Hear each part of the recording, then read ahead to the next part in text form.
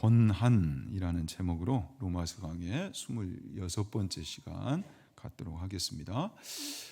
이제 11호는 3차 전도 카페 기간이죠. 다음 주가 초청 주일이고요. 우리 그런 의미에서 다시 한번 우리는 함께 열매 맺는 사랑의 교회입니다. 이렇게 인사하겠습니다.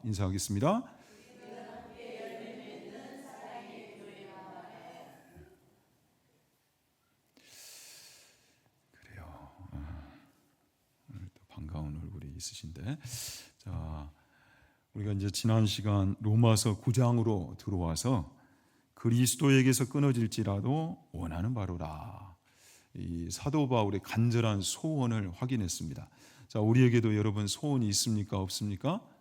있지요. 바로 나와야죠. 우리의 소원은 통일이요. 그래요. 그런데 이제 남북 통일이 보다는 이 구원에 관한 이 통일, 이 은혜가 있어야 되겠죠.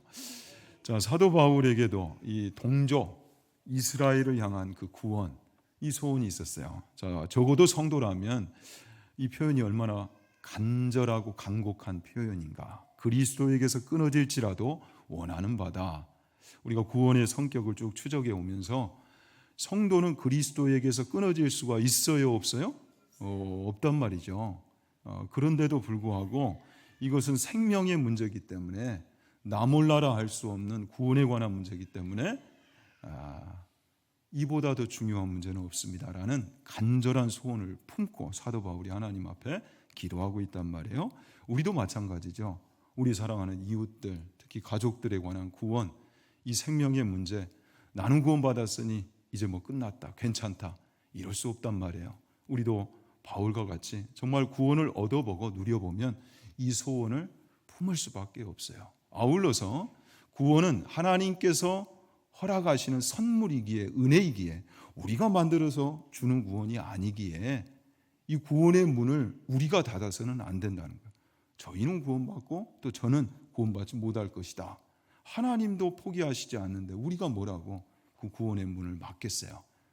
그래서 구원에 관한 한은 하나님의 영역이기 때문에 우리는 기도할 뿐인 것입니다. 그것을 간절히 바라는 것이죠. 암쪼로 사도 바울과 같이 이 간절한 소원, 포기할 수 없는 소원을 가슴에 품고 끝까지 구원을 위하여 드려질 수 있는 복음 증거자의 삶이 될 수 있기를 다시 한번 축원합니다. 오늘 또 주요 구절 하가하십시다. 오직 하나님으로 말미암음이니라. 발음을 잘해야 됩니다. 오직 하나님으로 말미암음이니라. 3번 하가하겠습니다. 오직 하나님으로 말미암음이니라. 오직 하나님으로 말미암음이니라. 오직 하나님으로 말미암음이니라. 그래요. 구원의 근거, 원인은 우리에게 있지 아니하고 우리의 어떤 요청이나 또 능력에 의해서 이루어지는 것이 아니라 오직, 자, 여기서 하나님은 긍휼히 여기시는 하나님으로 소개됩니다. 그래서 구원은 하나님의 이 자비, 긍휼로 말미암는 것이다라고 이렇게 선포하고 있죠. 자, 오늘 또 이제 구원의 성격을 계속해서 풀어갈 터인데요. 자, 로마서 9장부터 11장까지는 표면적으로 보면 좀 문맥이 잘 맞지 않는 것 같단 말이에요. 8장까지 쭉 왔다가 9장으로 들어가면 새로운 내용이 등장하는 것 같은, 12장으로 해서 속히 건너뛰고 싶은 이런 이제 표면적으로 보면 그렇게 문맥이 보여지는데, 자, 지난 시간에 나누었듯이 세대주의자들의 어떤 주장처럼 세상 종말에 가서 이제 이스라엘 민족이 돌아온다, 이런 이스라엘에 대한 미래와 관련된 내용보다는 앞뒤 이제 문맥을 살펴보면 구원론적인 차원에서 계속 읽어가면 이것이 이제 풀어진다고 그랬어요. 그래서 구원의 이제 성격을 오늘 또 이제 우리가 추적해 갈 텐데, 이제 구원의 성격을 내용을 보다 풍성히 우리가 살펴보면 구원에 관한 여러 이제 오해들을 우리가 풀어갈 수가 있어요. 실제 또 그렇게 우리가 신앙생활을 할 수 있도록 성경은 안내를 한다 말이죠. 그래서 4절 이제 5절, 자, 지난 시간에 이제 첫 번째 구원에 관한 오해는 이런 문제입니다. 구원이 하나님의 선물이라면, 하나님이 주시는, 우리가 만드는 것이 아니라 하나님께서 허락하시는 은혜요, 선물이라면, 그렇다면 이방인들보다 먼저 부름받은 왜 이스라엘은 실패했습니까? 자, 이런 이제 그 의문이 제기될 수 있다는 거죠. 자, 이런 이제 의문들을 우리가 풀어가야 돼요. 그래야 속에 꼭꼭 담고 있는 고민하는 바, 또 그것 때문에 억울해하는 바, 이런 것들을 이제 내려놓을 수가 있게 돼요. 자, 여러분, 이스라엘은 정말 실패했습니까? 아닙니까? 이제 살펴보자고요. 이스라엘이 정말 실패했는가, 실패하지 않았는가. 자, 이스라엘이 실패했다면 왜 문제가 됩니까? 하나님이 선물로 구원을 주신다고 했는데 이것도 이제 문제가 될 수 있단 말이죠. 자, 그래서 이 구원의 이 특징을 우리가 몇 가지 이제 정리해 볼 수가 있는데, 그 결론적으로는 구원은 민족적 또 연대적 차원에서 우리에게 주어지는 것이 아니라 개인적인 차원에서, 즉 1대1로 허락되는 구원이다라는 이 특징을 우리가 이제 발견하게 됩니다. 자, 4절에 그들은 이스라엘 사람이다. 자, 이스라엘 사람이다. 이 표현은 굉장한 특혜를 지금 나타내는 표현이에요. 이스라엘 사람이다. 왜 이스라엘은 특혜를 받았는가? 영적으로는 그렇습니다. 왜냐하면 뒤에 소개되는 대로 그들에게는 양자됨과 영광과 언약들과 율법을 세우신 것과 예배와 약속들이 있고, 자, 이 모든 것이 왜 주어졌어요? 결국은 구원자 대신, 그리스도 대신 예수님을 보내시기 위한, 주시기 위한 예표들이었단 말이에요. 약속을 비롯해서. 그런데도 불구하고 이스라엘이 그리스도 대신, 구원자 대신 예수님을 영접했습니까? 이스라엘 민족은 영접하지 않았죠. 뭐 영접 정도가 아니라 오히려 예수님을 어디에 못 박았어요? 십자가에 못 박았어요. 그러니까 이스라엘 민족은 표면적으로 보면 분명히 실패한 것처럼 보여져요. 구원자 대신, 그들의 구원을 위해 그리스도 되시는, 메시아 되시는 예수님을 보내셨건만, 그들의 혈통을 통해, 육신을 통해 그리스도가 그들에게서 나셨건만 그 예수님을 거부했어요. 그렇다 보니 지금 사도 바울이 복음의 현장에서 왕성하게 선교를 할 때 어떤 현상이 나타납니까? 오히려 예수님을 찾지도 않았던 이방인들이 그 구원을 풍성히 누리고 있더란 말이죠. 그러니 사도 바울은 동족 이스라엘의 구원을 위해 간절한 소원을 품고 기도하지 않으려 않을 수가 없는 것이고요. 자, 그래서 그리스도를 보내셨건만 그 그리스도를 영접하지 않은 누구의 실패예요? 사실은 이스라엘 민족의 실패죠. 하나님이 이스라엘을 버리신 것이 아니라 이스라엘이 하나님을 버린 것이나 다름이 없는 거예요. 그럼에도 불구하고 설령 그러하다 할지라도 구원은 하나님이 주시는 선물이기에 하나님이 끝까지 이 이스라엘을 먼저 선택하시고 부르신 이스라엘을 책임지셔야 맞는 것이 아니겠습니까? 이런 이의를 제기할 수 있단 말이죠. 우리가 더군다나 로마서 8장에서도 풍성히 살펴봤듯이 구원의 영원성과 관련해요. 구원이 왜, 우리에게 주신 구원이 왜 영원한가 할 때에 이 구원의 기원과 근거와 방법이 우리의 손에 있지 않다고 그랬어요. 전능하신 하나님의 손에 달려 있기 때문에 이 구원은 그 어떤 것으로도 방해받을 수 없고 또 빼앗길 수 없으며, 그래서 영원한 것이다, 안전하다. 이 구원이 그래서 위대한 선물이다, 이런 말씀을 우리가 나눴단 말이에요. 그런데 어떻게 이스라엘이 실패합니까? 자, 다시 한번 물어봅시다. 자, 여기까지 왔는데 이스라엘이 그러면 실패했습니까? 실패하지 않았습니까?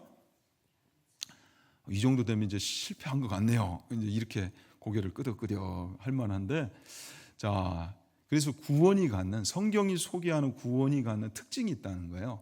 이 구원은 민족적, 연대적 차원에서 얻는 구원이 아니라, 그러니까 어느 단체에서 대표가 어떤 결정을 하면 연대적인 차원에서 이루어지는 그런 방식의 구원이 아니라 지극히 개인적인 차원에서 하나님과 나 사이에 이루어지는 개인적인 차원에서의 구원이다라는 사실이에요.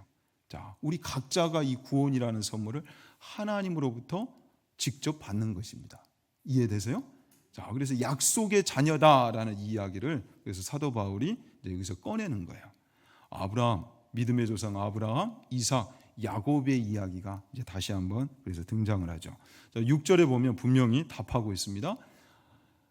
그러나 하나님의 말씀이 폐하여진 것 같지 않도다. 이스라엘은 이런 측면에서 실패하였는가 할 때에 하나님의 말씀, 약속은 실패하지 않았다. 그러니까 좀 더 정확히 표현을 하자면 이스라엘 민족, 그러니까 혈통적 이스라엘, 국가적 이스라엘, 민족적 이스라엘이 아니라 참 이스라엘은 하나님이 부르시고 선택하신 참 이스라엘, 하나님의 백성들은 실패하지 않았다라는 거죠. 우리가 구약을 읽어봐도 이스라엘 민족 전체가 다 여러분 구원받지 못합니까? 그렇지 않죠. 믿음의 조상 아브라함, 이삭, 야곱의 이야기가 그럼 왜 나와요? 그들은 하나님 앞에 분명히 선택을 받았고 그들에게 주어진 구원은 취소되지 않았어요. 그래서 믿음의 조상으로 부른단 말이죠. 더군다나 아브라함과 사라가 이삭을 낳아서 열심히 키워가지고 하나님 앞에 잘 훌륭하게 바쳤더니 비로소 약속의 자녀다. 이런 개념이 아니라는 거예요. 이미 만들어지기 전부터 하나님이 이 이삭을 선택하시고 또 야곱을 선택하셨다는 거예요. 그래서 약속의 자녀다는 거예요. 약속으로 주셨다는 거죠. 자, 그렇기 때문에 이 구원은 연대적 차원이 아니고 지극히 개인적인 차원에서 주어지는 선물이다라는 것을 우리가 기억을 해야 됩니다. 그래서 오늘 본문에도 이런 표현들이 등장을 하죠. 내가 긍휼히 여길 자를 긍휼히 여기고 불쌍히 여길 자를 불쌍히 여기리라. 18절에도 그런즉 하나님께서 하고자 하시는 자를 긍휼히 여기시고 하고자 하시는 자를 완악하게 하시느니라. 하나님의 뜻대로 누군가는 구원을 얻고 누군가는 구원을 받지 못하는, 그러니까 개인적인, 지극히 개인적인 차원에서 이 구원이 성사되더라. 여러분 잘 아시는 요한복음 3장 16절 말씀 우리 함께 읽어볼까요? 하나님이 세상을 이처럼 사랑하사.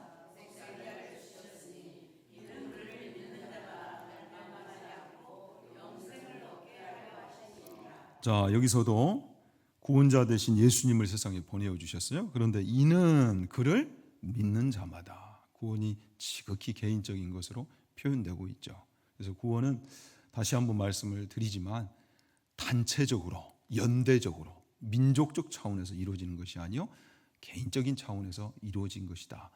아브라함을 대표로 하는 이스라엘 전체가 구원받는 것이 아니라, 자, 이스라엘의 실패로 인해서 어찌 보면 표면적인 이 실패로 인해서 증명되는 것은 이스라엘 민족 전체가 다 구원받는 게 아니라는, 그 속에서 하나님의 선택을 받은 바로 그 개인들이 구원을 얻게 된다라는 거죠. 그래서 아브라함이 믿음의 조상이다 할 때도 이것은 혈통적인 차원에서만 뜻하는 것이 아니고 모든 믿는 자들, 신자들의 조상으로, 믿음의 조상으로 부름을 받았다. 이제 이런 내용이죠.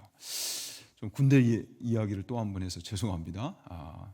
저도 뭐 영락 없는 남자라 어쩔 수가 없습니다. 들 수 있는 애화들이 한정이 돼서 군대에서 받는 그 훈련 중에 유격 훈련이라고 있어요. 이 유격 훈련을 받을 때는 꼭 하는 게 유격 체조라고 또 있습니다. PT 체조. PT 체조를 뭐 이렇게 표현을 하면 좀 그런데 그 우스갯소리로 피똥 체조라고 그래요. 그래서 PT를 피나고 탈나고 이런 식으로 그래서 PT다 하는데 이제 그만큼 힘들다는 표현이겠죠. 이제 교관이 근데 이 PT 체조를 할 때 설명을 하지만 PT 체조를 할 때는 그 공통된 요령이 있습니다.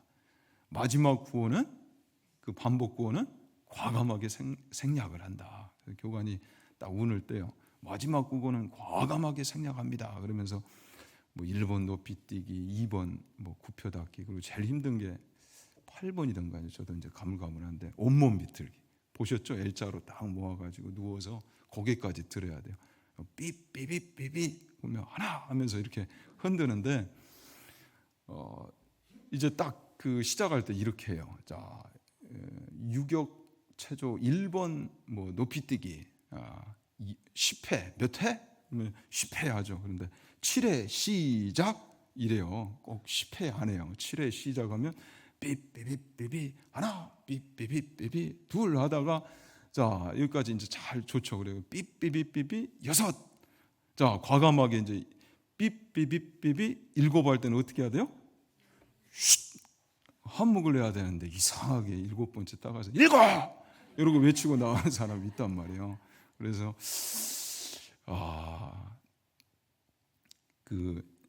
우리 국군의 사기와 체력을 소진시키기 위해 간첩을 심어놨다. 뭐 한간에 이런 소문도 있고, 또 조교가 몰래 이거 6.25 훈련하다 보니까 정신이 없잖아요. PT 체조할 때 정신이 없으니까 그때 몰래 이랬을 것이다. 뭐 이런 이제 소문들이 있어요. 그런데 무슨 말이 맞는지 아무튼 정신이 없어요. 그거 받다 보면.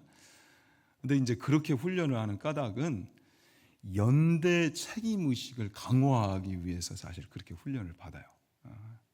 그리고 또 하나는 이게 유격 훈련이 그 사고가 날 수도 있기 때문에 긴장을 나름 강화하기 위한 조치로 또 그렇게 훈련을 강하게 받는 거예요. 우리 남자들은 다 알고 있었죠. PT 체조가 왜 피나고 탈나도록 그렇게 받는 훈련인가. 자, 그런데 구원은요. 구원은 이런 연대적인 차원에서 주어지는 것이 아니라는 거죠. 지극히 개인적인 차원에서 주어지는 것이라는 것을 우리가 잊지 말아야 돼요. 자, 그렇다면 이제 이쯤 돼서 아니요, 목사님, 성경에는 구원을 연대적인 차원에서 주어진 약속하는 그런 구절도 말씀도 있지 않습니까? 이렇게 나오는 분들이 계실 수 있어요. 대표적으로 사도행전 16장 31절이 좀 그런 관련된 내용이죠. 우리가 사도행전 강해를 통해서도 함께 보았지만, 주 예수를 믿으라, 그리하면 너와 내 집이 구원을 받으리라. 자, 어떻습니까? 분명히 내가 예수님을 믿으면 내가 속한 가정도 가문도 하나님께로 돌아오는 이 약속이지 않습니까? 여러분 어떻습니까?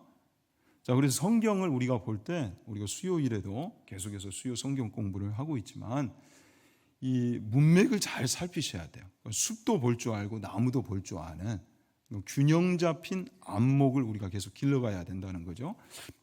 주 예수를 믿으라, 그리하면 너와 내 집이 구원을 받으리라. 이 구절은 내가 예수님을 믿으면 이제 연대적인 차원에서 우리의 가문 안에 구원의 역사가 이루어진다. 이것을 약속하는 구절이 아니고 복음의 영향력을 강조한 바로 그런 말씀입니다.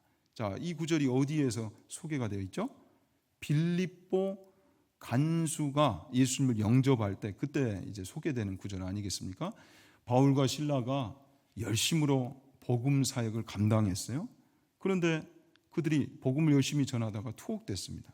그럼에도 불구하고 한밤중에 하나님을 찬송해요. 그리고 하나님의 긍휼과 자비로 옥문이 열리게 되죠. 그러자 이 모든 책임을 맡은 간수가 죄수들이 도망을 친 줄 알고 자결을 하려고 해요. 어차피 죽을 목숨이니까. 그때 바울과 실라가 네 몸을 상하지 말라. 우리가 여기 있다. 그때 감동을 입고, 그러면 어떻게 해야 구원을 받습니까? 당신들이 믿는 그 하나님을 어떻게 믿습니까? 이런 고백을 해온단 말이죠. 그때 주 예수를 믿으라. 그리하면 너와 내 집이 구원을 받으리라. 간수의 구원이 가족과 가문의 구원을 결정했다면, 그렇다면 32절은 등장하지 않아야 되겠죠. 그런데 32절에 보면 주의 말씀을 그 사람과 그 집에 있는 모든 사람에게 전했다라고 소개를 하고 있습니다. 그래서 온 가족이 이제 함께 세례를 받는 그런 감격스러운 그런 이제 장면이 소개가 되죠. 그리고 빌립보 교회가 탄생이 되고요. 자, 이와 관련해서 로마서 10장에도 또 이와 관련된 내용이 소개가 되죠. 누구든지 주의 이름을 부르는 자는 구원을 받으리라. 우리 14절, 17절까지 함께 읽읍시다. 그런즉 그들이 믿지 아니하는 이를 어찌 부르리요? 듣지도 못한 이를 어찌 믿으리요? 전파하는 자가 없이 어찌 들으리요? 보내심을 받지 아니하였으면 어찌 전파하리요? 기록된 바 아름답도다. 좋은 소식을 전하는 자들의 발이여함과 같으니라. 그러므로 믿음은 들음에서 나며 들음은 그리스도의 말씀으로 말미암았느니라.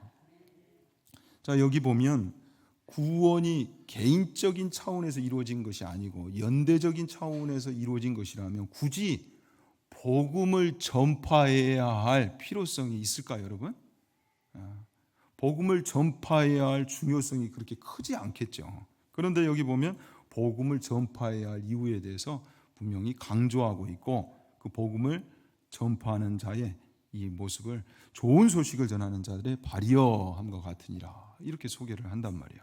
그래서 그러므로 믿음은 들음에서 나며 들음은 그리스도의 말씀으로 말미암는다, 이렇게 소개하고 있죠.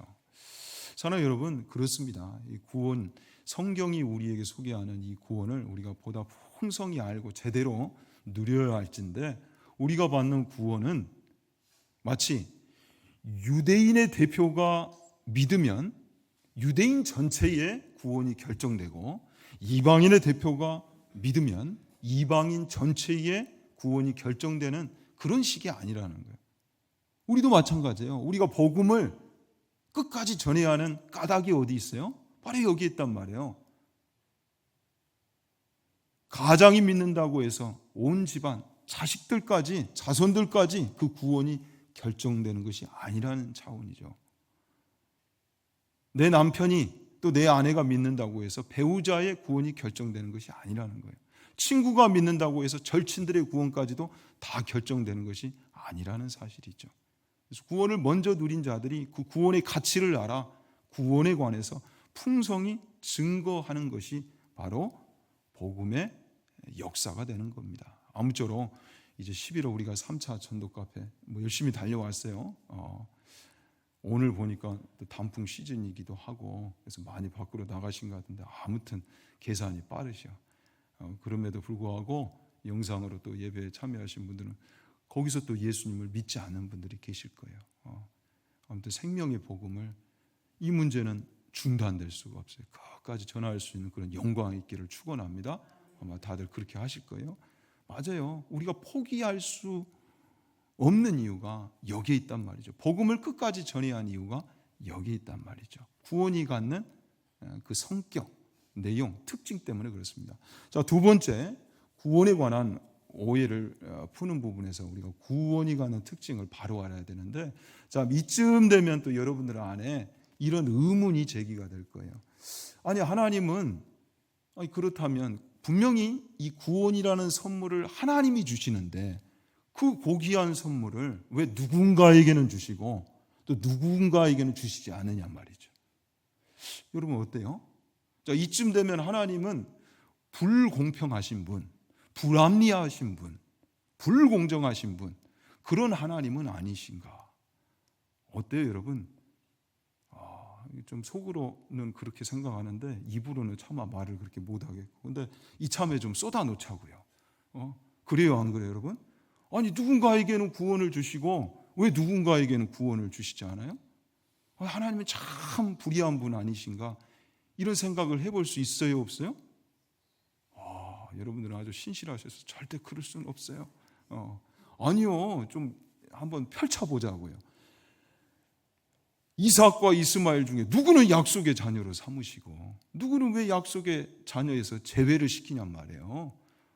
야곱과 에서도 마찬가지고, 야곱은 딱 그렇게 만들어지기 전부터 선택을 하시고 창세 전부터 선택을 하시고, 왜 누구는 배제를 하시는가?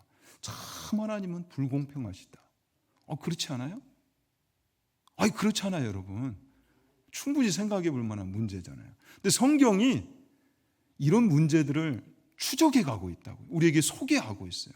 그러니 우리가 이 구원을 단순히 그냥 덮어놓고 믿자, 이것이 아니라 성경이 이렇게 자세히 소개하는 것처럼 그 내용을 제대로 알고 누리고 또 안내하는 역할까지 우리가 감당할 수 있어야 하는 것입니다. 자, 14절에 그래서 이런 의문이 제기되죠. 그런즉 우리가 무슨 말을 하리요? 하나님께 불의가 있느냐? 그렇다면 하나님은 불의한 분이 아니신가? 불공정한 그런 하나님이 아니신가? 이 제기를 할 수 있단 말이죠. 자, 그런데 성경이 이 내용에 대해서 어떻게 소개하는가? 마태복음 20장으로 가봅시다. 마태복음 20장에는 포도원 품꾼의 비유가 소개됩니다. 1절에 천국은 마치 품꾼을 얻어 포도원에 들여보내려고 이른 아침에 나간 집주인과 같으니. 자, 천국은, 하나님의 나라는 마치 이렇게 비유를 했어요.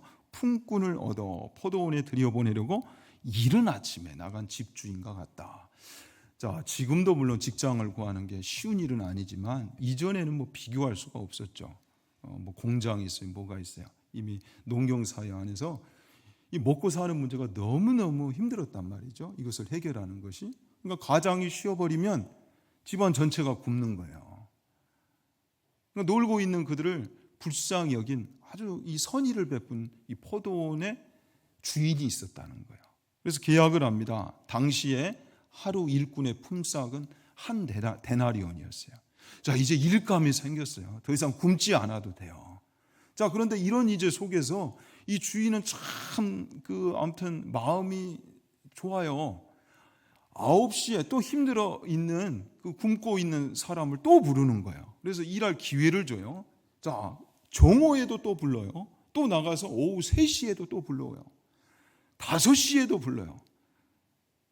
자, 이렇다 보니까 원래 계약을 했던 이 품꾼의 입장에서 볼 때는, 야, 1시간만 일한 사람도 한 데나리온을 주는데, 이제 기대가 되는 거예요. 그렇다면 나는 도대체 저 주인이 얼마를 더 줄까?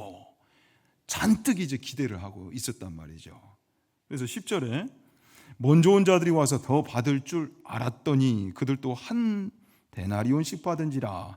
받은 후 집주인을 뭐 했다? 원망했다. 이렇게 소개하죠.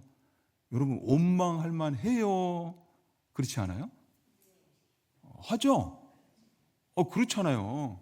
일을 더 했는데, 일을 더 했잖아요. 그런데 일을 덜 한 사람하고 왜 똑같이 받냐고요. 원망할 만하다 안 하다? 이 주인은 불공평한 분이다 아니다? 불공평하다. 지금 그 내용을 지금 설명을 하는 거예요. 이 포도원 품꾼의 비유에서. 자, 그런데 결론은 뭐예요? 이 주인은 불의한 주인이에요? 아니면 선의의 주인이에요?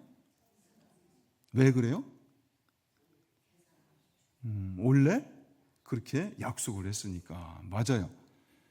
자, 원래 그런 약속을 안 했다면 이 주인은 불합리한, 불의한, 불공평한 주인이 맞겠죠. 그러나 원래 약속한 게 몇 데나리온이었어요? 한 데나리온이었어요. 더군다나 일감을 얻게 됐어요. 계속해서 일할 수 있는 기회가 주어졌다고요. 굶지 않아도 돼요. 사실 이 주인은 아주 선한 분이에요. 그러니까 참 마음 씀씀이가 참 저 주인은 크다 이렇게 해야지, 아이고 못됐구나 이런 평가를 받을 그런 분이 아니라는 거예요. 자, 그렇다 보니 이 주인의 이제 말이 이렇습니다. 14절에 내 것이나 가지고 가라. 멋진 말이죠. 네 거나 가지고 가라 하면서 15절에 내 것을 가지고 내 뜻대로 할 것이 아니냐, 내가 선함으로 내가 악하게 보느냐. 아니, 내 것 가지고 내 마음대로 하는데 네가 아무튼 말을 여기서 제대로 해야 돼요. 욕이 나올 뻔했어요. 네가 뭐라고 네가 뭐라고 지랄이냐 이러면 안 되고, 네가 뭐라고 네가 보태준 게 있느냐, 뭐라 상관하느냐, 이게 맞겠죠. 여러분, 그래요 안 그래요? 그렇잖아요. 이 영역은 주인의 영역이에요. 그죠? 주인이 자기 것을 가지고 어떤 대상을 상대로 어느 만큼 주는지에 대한 이 권리는요, 누구에게 있어요?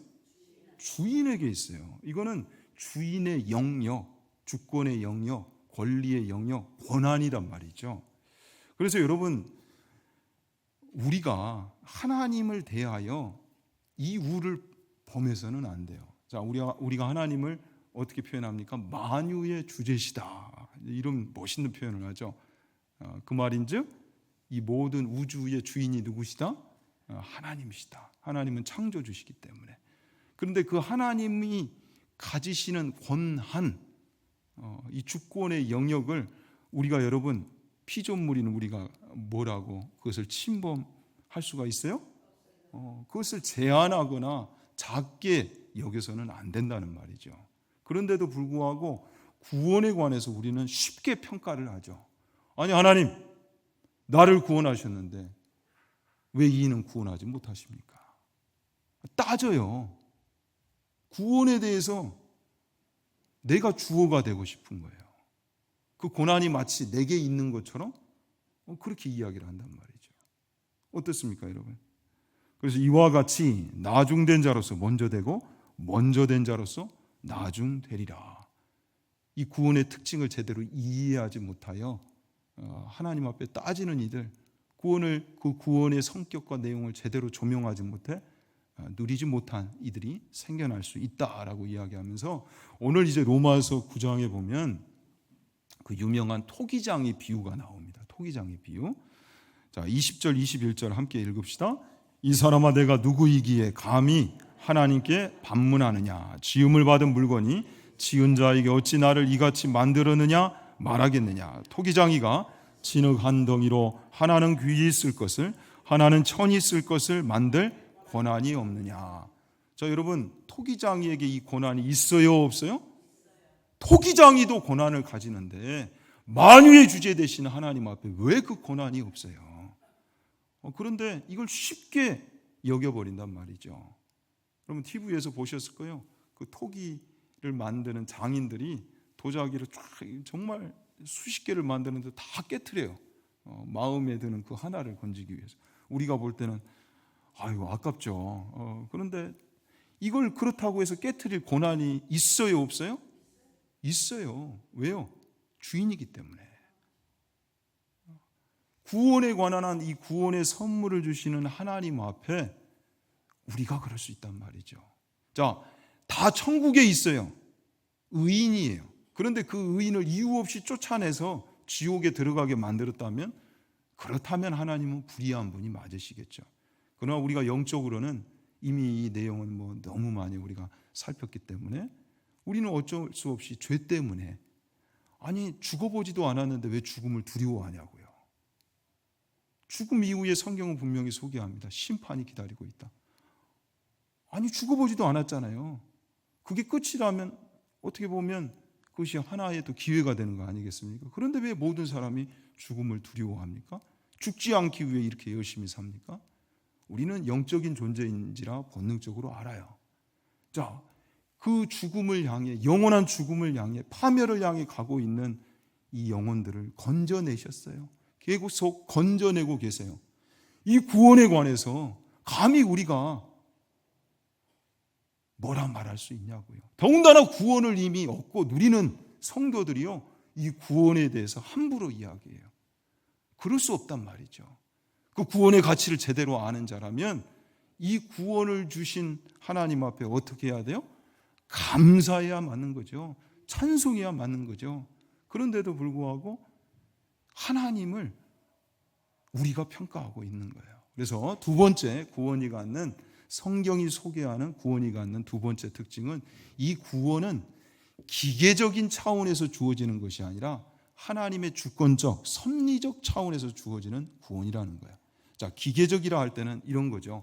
태양이 장렬한 빛을 내리쬐입니다. 그런데 겨울이 되니까 여름보다는 오히려 따뜻한 빛을 더 쪼임받고 싶어요. 그래서 착한 사람들에게는 더 쪼이고, 그리고 조금 나쁜 사람들은 덜 내리쬐이고, 이럴 수 있어요? 모두나 동일하게 태양빛이 내리쬐단 말이에요. 이건 기계적인 거예요. 그러나 하나님의 구원은요, 하나님이 선하시고 자비로우시고 긍휼의 하나님이시고 사랑의 하나님이시기 때문에 대상과 상관없이 구원이 베풀어지는 것이라 여러분 착각하지 마십시오. 그래서 만인 구원서는 그래서 틀린 거예요. 하나님이 사랑이시기 때문에 결국 지옥 갈 사람은 아무도 없다. 천만의 말씀요, 성경은 그렇게 소개하지 않습니다. 분명히 지옥이 있고 지옥 갈 사람도 따로 있다는 거예요.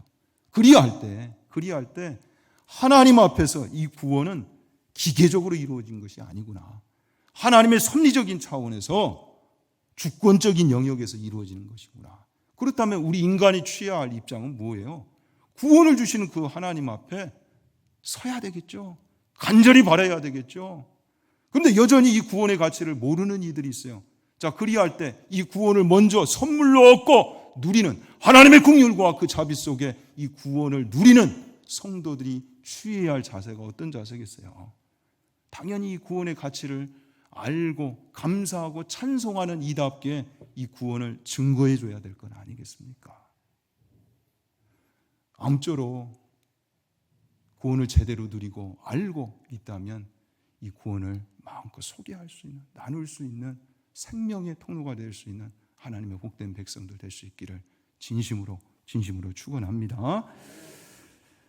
로마서 5장 8절 말씀 읽고 마치도록 하겠습니다. 우리가 아직 죄인 되었을 때 그리스도께서 우리를 위하여 죽으심으로 하나님께서 우리에 대한 자기의 사랑을 확증하셨느니라. 기도하겠습니다.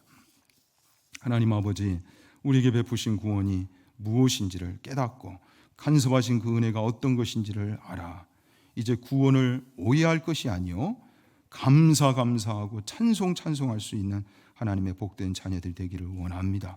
하나님이 불의한 분이십니까? 결코 그럴 수 없습니다. 하나님의 주권, 그 권리의 영역 앞에 우리가 지금껏 함부로 고백했던 모든 말을 회개하기를 원하옵고, 오히려 하나님의 그 불공평함 때문에, 비상식적인 그 긍휼 때문에, 은혜 때문에 오늘 우리가 여기 있음을 알아 이 구원을 먼저 누린 저희들이 구원을 마음껏 증거할 수 있는 은혜가 있기를 원합니다. 아무쪼록 우리를 살리시고 오늘을 있게 하신 하나님의 긍휼과 자비 속에 여전히 하나님은 그 구원을 선물로 주시기를 원하신다는 것을 깨달아 간절한 소원을 품고 사도 바울처럼 끝까지 구원을 증거할 수 있는 복음의 증인들 되게 하여 주옵소서. 이번 3차 전도 카페가 정말 우리 하나님 앞에 그렇게 쓰임받는 구원의 통로요 생명의 통로가 될 수 있기를 원합니다. 은혜를 허락하여 주시옵소서. 예수님의 이름으로 기도하옵나이다. 아멘.